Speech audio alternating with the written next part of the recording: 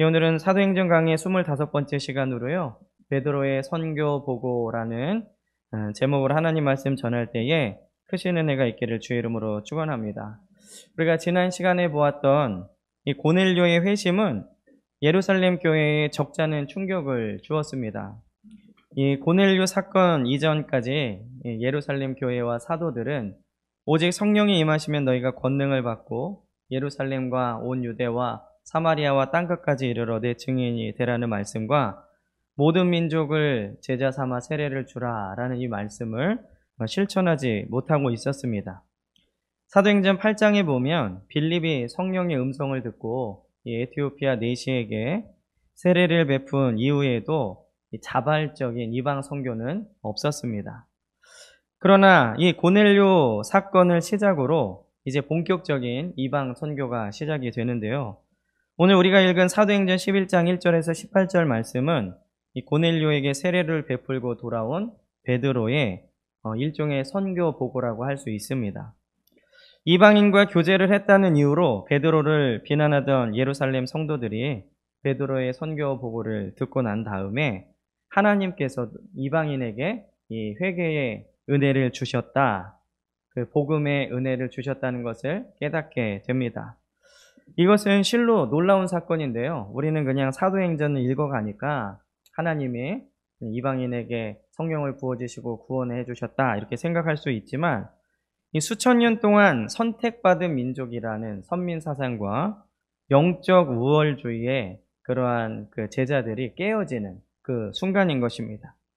오늘 이 베드로의 선교 보고를 통해 하나님의 뜻을 발견하고 은혜 받는 귀한 시간이 되시기를 주의 이름으로 간절히 축원합니다. 그렇다면 오늘 말씀을 통해서 우리가 받을 은혜는 무엇이냐? 첫째는 이방 선교의 소문을 들은 예루살렘 할례자들의 반응입니다. 오늘 1절, 2절을 보면요. 유대에 있는 사도들과 형제들이 이방인들도 하나님의 말씀을 받았다함을 들었더니 베드로가 예루살렘에 올라갔을 때에 할례자들이 비난하여 이 예루살렘과 그 근처에 있는 교회들은요, 이 고넬료 소식이 즉각적으로 전달되었습니다. 요즘처럼 핸드폰이 있던 시대가 아니기 때문에 바로 들은 건 아니지만, 이 가이사라는 예루살렘에서 그렇게 멀지 않은 곳에 있었기 때문에 이 소문은 곧 알려지게 되었습니다. 그러한 이유로 베드로가 예루살렘에 도달하기 전에 이미 예루살렘에 있는 성도들은 이방인들이 하나님의 말씀을 받았다라는 소식을 듣게 되었던 것이죠. 그런데 2절을 보면요, 이 가이사라에서 이방인들이 유대인들과 같은 성령을 받은 그 일을 경험한 베드로가 도착했을 때 이 베드로를 기다린 것은 환영이 아니라 비난이었습니다. 예루살렘 교회의 유대인 할례자들에게는 이방인의 회심 소식보다 이방인들과 식사 교제를 한 사실이 논란거리가 됐다는 것이죠. 그들은 이방인들과 함께 먹지 말라는 유대의 전통을 어긴 베드로의 행동을 문제 삼았습니다. 오늘 성경은요, 2절에 보면 그렇게 비난하는 사람들을 할례자들이다 라고 기록을 하고 있습니다. 이 고넬료에 대한 이야기를 들은 사람들, 그리고 오늘 이 베드로의 선교 보고를 듣는 사람이라면 유대교에 있는 사람들이 아니죠. 유대인이면서 기독교에 들어온 사람입니다. 즉 초대교회 성도들인데요. 오늘 기록에 보면 그들을 성도 혹은 제자라고 하지 않고 할례자들이다라고 기록을 하고 있다는 것이죠. 이 할례자들에게는 한 영혼이 하나님께로 돌아온 구원의 은혜보다 자신들의 전통과 의식이 더 중요한 것이었습니다. 우리는 이 2절의 할례자라는 표현을 주목해서 봐야 되는데요. 왜냐하면 이 초대교회 안에도 할례자가 있었다면 지금도 그런 부류의 사람이 있을 수 있기 때문에 그렇습니다. 그러면 이 할례자의 의미가 무엇이냐? 이 주석을 찾아보면요, 새롭게 된 공동체 안에 있으면서 복음의 본질은 이해하지 못하고 예습관에 빠져있는 사람들을 의미한다. 그러니까 이 변화된, 새롭게 된 공동체 안에 있는데 예습관을 그대로 갖고 있는 사람들을 할례자라고 한다는 것입니다.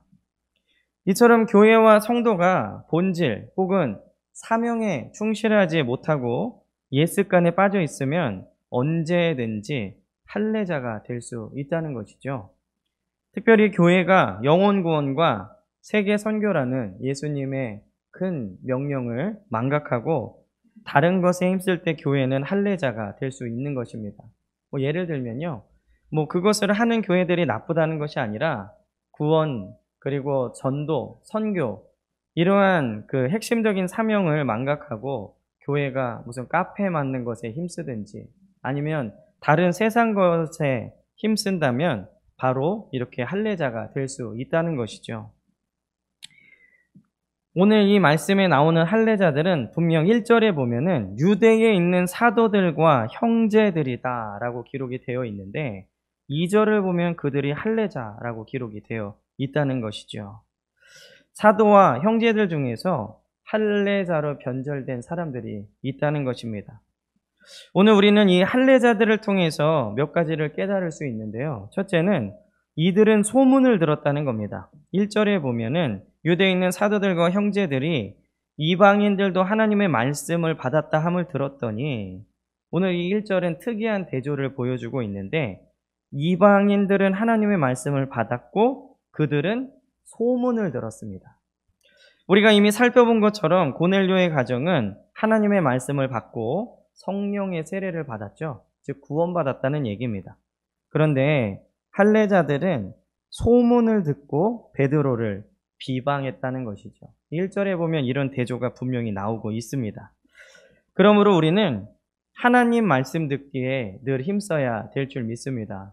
제가 예배에 임재 찬양 다음에 말씀을 선포할 때에 시편 1편 말씀을 선포한 것은 복 있는 사람은 여호와의 율법을 주야로 묵상하는도다.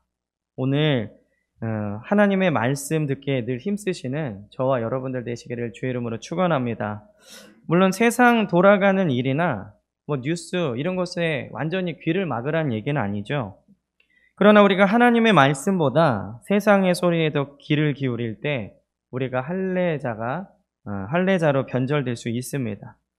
그러므로 하나님 말씀으로 늘 인도함을 받는 우리 베델교회 성도님들이 되시기를 주의 이름으로 간절히 축원합니다. 오늘 이 할례자들을 통해서 우리가 깨달을 수 있는 두 번째는 이들은 베드로를 비난했습니다. 2절에 보면 베드로가 예루살렘에 올라갔을 때에 할례자들이 비난하여 이들은 베드로를 통해 일어난 일이 하나님의 역사인 것을 알고 있었죠. 1절에 보면 이방인들이 하나님의 말씀을 받았다는 것을 들었습니다. 하나님의 말씀을 받았다는 걸 들었는데 그렇다면 그것은 하나님이 하신 일이죠. 하나님의 말씀을 받은 것이니까. 하나님이 하신 일임에도 불구하고 그들은 자신들의 전통을 지키지 않았다는 이유로 비난했습니다. 우리는 신앙생활에 있어서요, 우선순위를 잘 정해야 되는데 무엇이 먼저이고 우선되는가? 그것은 두말할 것 없이 하나님 말씀입니다. 하나님 말씀이 우리 신앙생활에 가장 우선이 되어야 되죠. 절대로 전통이나 관습이 될 수는 없습니다. 그러므로 하나님의 말씀을 우리의 삶에 가장 우선순위로 삼으시는 우리 귀한 베델교회 성도님들 되시기를 주의 이름으로 간절히 축원합니다. 오늘 이 할례자들을 통해서 우리가 깨달을 수 있는 세 번째는 그들에게는 오직 할례자와 무할례자만 있습니다. 이 3절에 보면요, 이르되 내가 무할례자의 집에 들어가 함께 먹었다 하니, 이 무할례자라는 표현은요, 유대인들이 선민사상을 드러낼 때 하나님이 우리에게만 말씀하셨다, 우리만 택한 민족이다 라는 그것을 드러낼 때 쓰는 표현입니다. 할례자, 무할례자. 그들에게는 오직 할례자와 무할례자만 있을 뿐이죠. 남자 여자도 아니고 잘생긴 사람 못생긴 사람도 아니고요. 할례자, 무할례자 이렇게만 구분을 하고 있는 겁니다. 이 성령께서 하나 되게 하신 것을 힘써 지키라 라는 바울의 권면은 이런 의미가 담겨 있는 것이죠. 성령은 하나 되게 하시지만 할례자들은 할례자와 무할례자를 나눕니다. 네 편, 내 편을 나누고요. 너와 나를 나누게 된다는 것이죠. 그러므로 우리 사랑하는 베델교회 성도님들은요, 늘 성령이 하나 되게 하신 것을 힘써 지키시는 귀한 성도님들이 되시기를 주의 이름으로 간절히 축원합니다. 두 번째로는 베드로의 차분한 설명입니다. 이 4절에서 17절까지는요. 우리가 지난 시간에 봤던 베드로가 본 환상, 그리고 고넬료의 가정에 가서 어떠한 일이 있었는가를 이 할례자들에게 베드로가 설명을 하는 내용인데, 하나님은 이 유대인의 정결 규례에 반하는 명령에 순종할 수 있도록 베드로에게 환상을 보여주십니다. 이 얘기는 뭐냐면, 이 유대인들은 그 부정한 동물들, 부정한 음식들은 먹지 않았죠. 그러면서 더 확장하고 생각한 게 이방인들과도 교제하지 말고 그들과 만나지 말아야 된다. 이걸 정결하게 생각을 했어요. 근데 하나님께서는 그런 전통에 반하는 환상을 보여주신 것이죠. 그리고 베드로는 의심 없이 고넬료가 보낸 사람들을 따라갔습니다. 그리고 장차 일어날 일에 증인이 되어줄 6 형제까지 예비해 주셨죠. 오늘 12절을 보면요. 성령이 내게 명하사 아무 의심 말고 함께 가라 하심에 이 6 형제도 나와 함께 가서 그 사람의 집에 들어가니. 오늘 이 베드로의 말씀을 보면 베드로는 명실상부 초대교회의 가장 으뜸이 되는 사람이죠. 가장 중심이 되고 또 지도자입니다. 그런 베드로라도 혼자 가서 이 일을 경험했다면 사람들이 믿지 않을 것을 대비해서요. 하나님께서 6 형제들과 같이 보내셨다는 거예요. 베드로는 이방인 신자들에게 임한 성령이 오순절 유대인들 신자에게 임한 성령과 같은 선물이다. 우리에게 주신 성령을 이방인에게도 똑같이 선물로 주셨다라고 말하면서 고넬료와 그 온 집을 구원하시기로 하나님이 작정하셨다면 누구도 거역할 수 없다라고 오늘 얘기를 하고 있는 것입니다. 그러면 하나님은 왜 이방인을 구원하시는데 이 고넬료의 집에 이방인의 사도인 바울을 보내지 않으시고 유대인의 사도인 베드로를 보내셨는가? 이 갈라디아서 2장 8절을 보면요. 베드로에게 역사하사 그를 할례자의 사도로 삼으시니가 또한 내게 역사하사 나를 이방인의 사도로 삼으셨느니라. 바울은 갈라디아서에서요. 분명히 베드로는 유대인의 사도로 그리고 자신은 이방인의 사도로 부름받았다라고 말하고 있는데 그 이유는 만약 이 처음 시작되는 이방 선교를 바울이 했다면 그 정통성에 공격을 받았을 것입니다.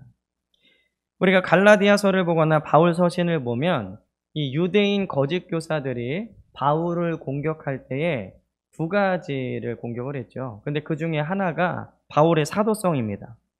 우리가 사도행전을 보면서 사도의 조건에 대해서 3가지를 들었는데 그 중에 하나가 예수님의 공생의 기간 동안에 같이 있었던 사람들이어야 되는데 바울은 예수님의 공생의 기간 동안 같이 없었죠. 그래서 유대인 거짓 교사들은 바울이 사도가 아니다라고 계속해서 공격을 했습니다. 그런데 만약에 바울이 고넬료에게 세례를 주고 이방 선교를 시작했다면 많은 사람들이 이방 선교의 정통성에 대해서 의문을 가졌겠죠. 그런데 이 베드로라는 교회의 상징적인 인물이 이방 선교를 시작함으로써 이방 선교가 하나님의 확실한 뜻임을 온 교회에 알린 것입니다.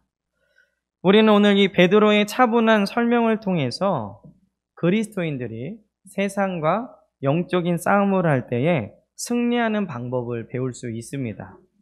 첫째는 베드로는 할례자들과 같은 방법으로 대적하지 않았습니다.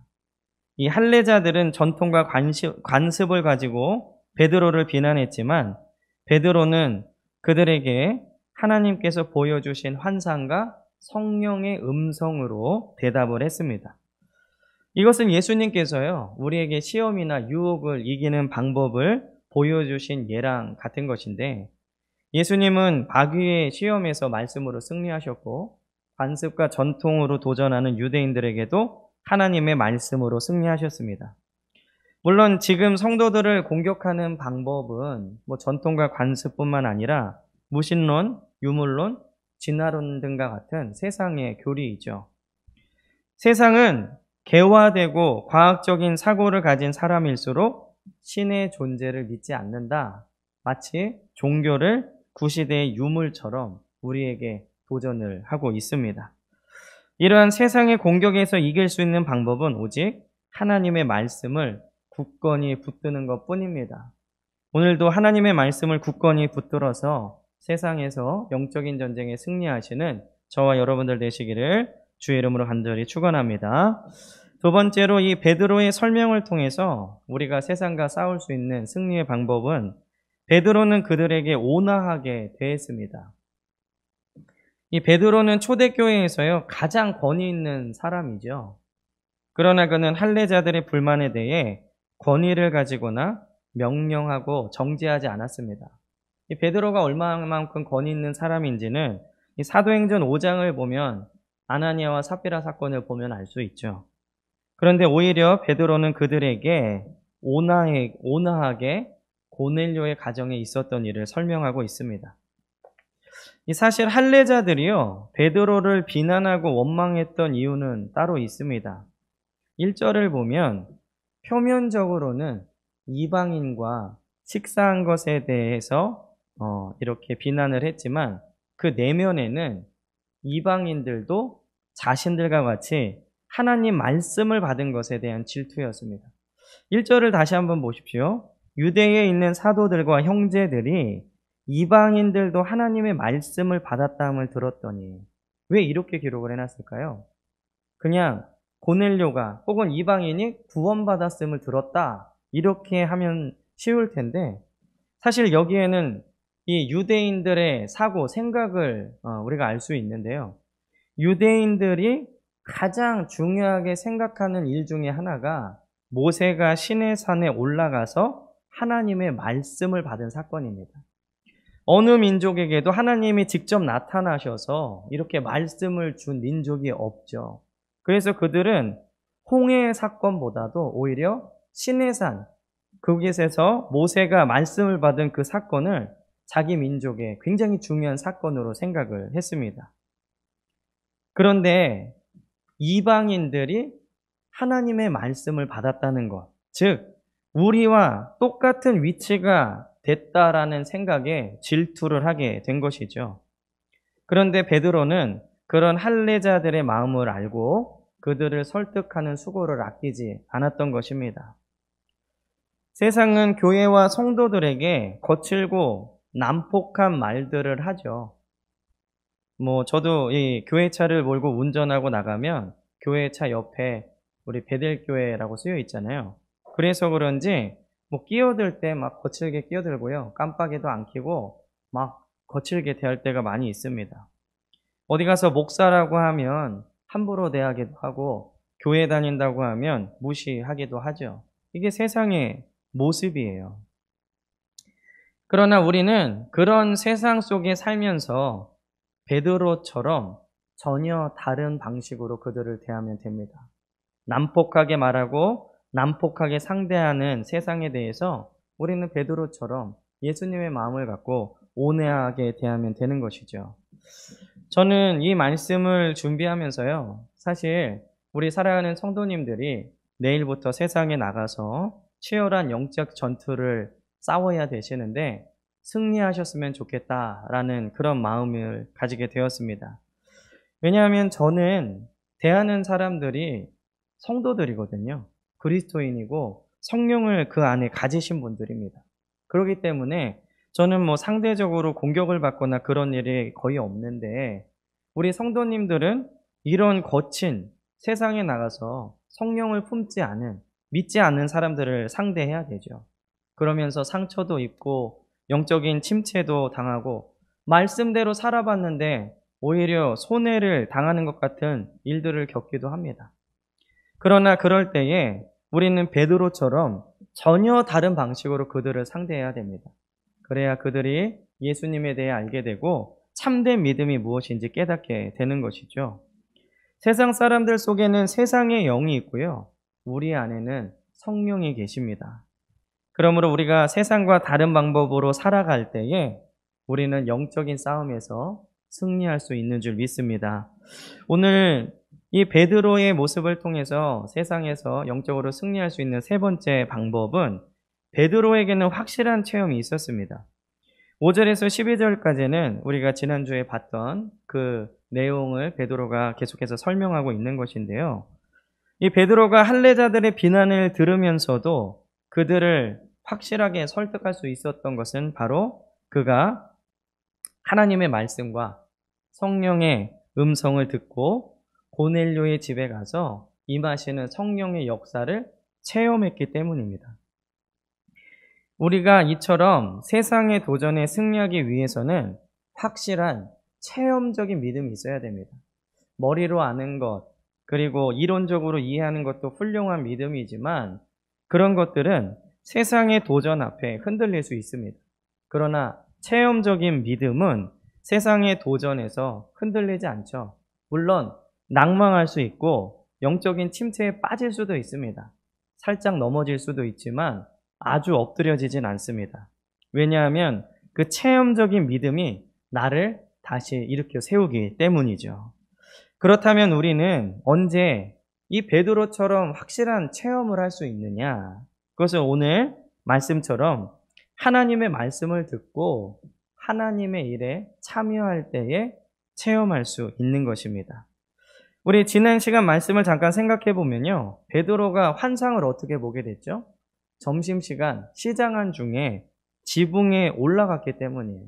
하나님을 만나려고 올라갔죠. 그리고 고넬료 집에 가게 된 것은 그때 말씀하시는 성령의 음성에 순종했기 때문입니다. 배고픔을 뒤로하고 하나님을 만나고 기도했기 때문에, 그리고 그 기도 중에 하시는 성령의 음성에 순종했기 때문에 성령의 역사를 체험하게 된 것이죠. 베드로의 기도와 순종을 통해 고넬료의 가정을 구원하는 도구로 사용되어지는 그 은혜를 체험한 것처럼 우리 사랑하는 베델교회 성도님들이 체험적인 신앙을 가지시기를 주의 이름으로 간절히 축원합니다. 그런 그의 확실한 체험이요, 이 할례자들을 확실하게 설득할 수 있었죠. 우리에게 도전하는 세상에 대해서 확실한 체험은, 확실한 믿음만큼 강력한 무기는 없습니다. 우리 사랑하는 베델교회 성도님들이 하나님 나라의 일에 힘쓸 때 하나님의 놀라운 능력을 체험하게 될 줄 믿습니다. 마지막으로는 이 진리를 깨달은 할례자입니다. 오늘 18절을 보면요, 그들이 이 말을 듣고 잠잠하여 하나님께 영광을 돌려 이르되 그러면 하나님께서 이방인에게도 생명 얻는 회개를 주셨도다 하니라. 이 베드로가 전한 일련의 설명을 통해서 예루살렘 공동체는 주께 영광 돌리고 이방인 신자들의 회심을 받아들이게 되었습니다.